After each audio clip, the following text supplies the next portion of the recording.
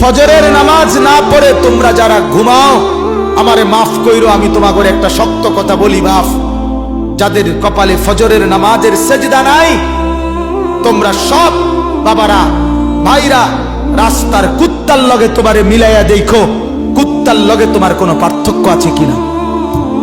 সোজা কথা, কুত্তার সাথে মিলাইয়া দেখো, কুত্তার লগে, কুত্তার লগে। ওই জানোয়ার শুধু ঘুমায়, ওই জানোয়ার পেশাব পায়খানা করে, ওই জানোয়ার খাবার খায়, ওই জানোয়ার যৌবনের যৌন চাহিদা পূরণ করে। তুমি জানোয়ার একই রকম, ওই জানোয়ার সেজদা ছাড়া জাগলো, তুমি জানোয়ারও সেজদা ছাড়া জাগলা। যদি বিবেক থাকে, লজ্জা থাকে, যদি মার দুধ খেয়ে থাকো, যদি মুসলমানের বাচ্চা হয়ে থাকো, যদি ইমানের রক্ত থাকে, ইমানের বিন্দু থাকে, তো যদি কানে আজান শুনে থাকো, আল্লাহর হস্তে নামাজ পড়ো। বলো ইনশাআল্লাহ।